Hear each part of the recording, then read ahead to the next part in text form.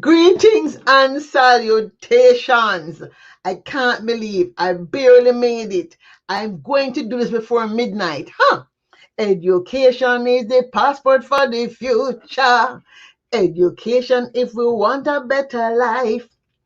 If we want a better world with justice and peace for everyone, then everybody better get an education.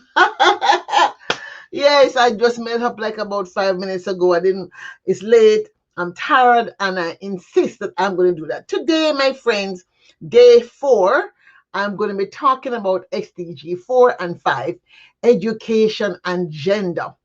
Yes, education is a passport to the future, and that comes from a quote, Malcolm X. Education is a passport to the future, for tomorrow belongs to those who prepare for it today.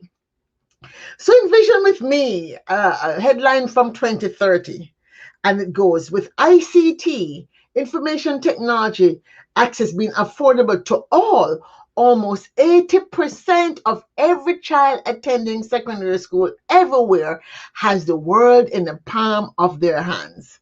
Yes. And how is that, you say? Because everybody who is able to access the internet, and everybody who has access to a phone that has access to the internet literally has the world in the palm of their hands. My friends, SDG 4 is made up of 10 targets, and it covers all the different aspects of education, from pre-primary to primary to adult education to teacher education, and the issue of equity and gender. Indeed, target 4.6 in particular talks about the gender where the substantial proportion of adults, both men and women, achieve literacy and numeracy. Now, I don't know what substantial means, but for me, thinking about all the things that we've been able to share, especially in time of COVID, there's absolutely no reason why, let's say, 80% of every adult, men and women, should not achieve literacy and numeracy, which makes them functionally literate no matter where in the world they are in the next 8 years. Is such a thing impossible? I think not. Think about this. In 2020, we know COVID pandemic has spread across the globe, and a majority of countries have had to close school temporarily, and basically almost 100%, you say, well, 90 something percent of students worldwide have been affected. Last year, over 1.6 billion children were out of school, right? And it was terrible, especially for those kids who rely on school nutrition. Yet, nonetheless, this year we see countries trying to juggle, trying to figure out how they're going to balance getting kids back in school, especially those countries where access to digital information is really very scarce. And I have to say, shout out to those companies and countries that have really dug hard and deep to try and make ICT available so kids could go online. But my special shout out today, and there's so many I could have talked about, goes to Society for Space Education and Development, rather Space Education Research and Development out of India. That is my seed of hope. And you might say, why them? Well, for one, they are focused on making sure space education is available to both girls and boys, young adults of both genders, of all genders. And I think, given that we're talking about preparing for a digital life, given we can't go back, we can only go forward, this access will be very important.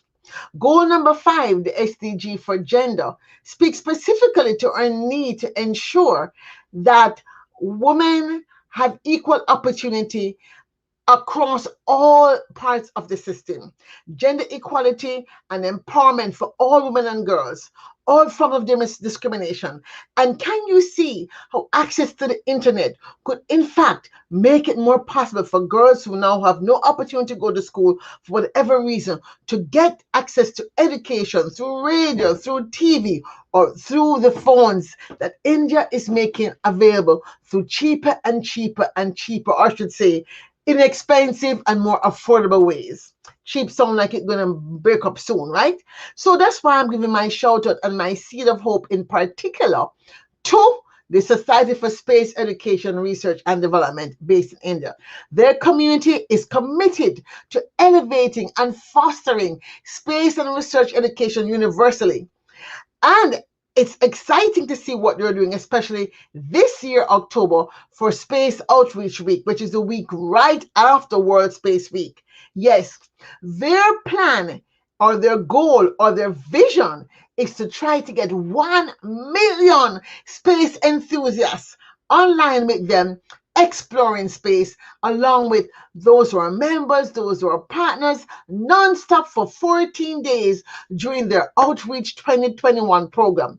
And what is exciting is when you see who is behind it. You see young people, you see boys, young women and young men, you see speakers who represent a very heavily gendered perspective. And that is what makes it so exciting, especially as this year, World Space Week is going to focus on the contributions of women to space. And so, all ages are being invited to participate, primary, secondary, undergraduate, and individual. Now, I think they really mean for this to be younger people, but I'm going to put on my youth cap and show up anyway and try and see how I can be a part of this movement to bring space education and therefore space literacy, science literacy, engineering literacy, digital literacy. So it's not just reading and writing, but also futures literacy.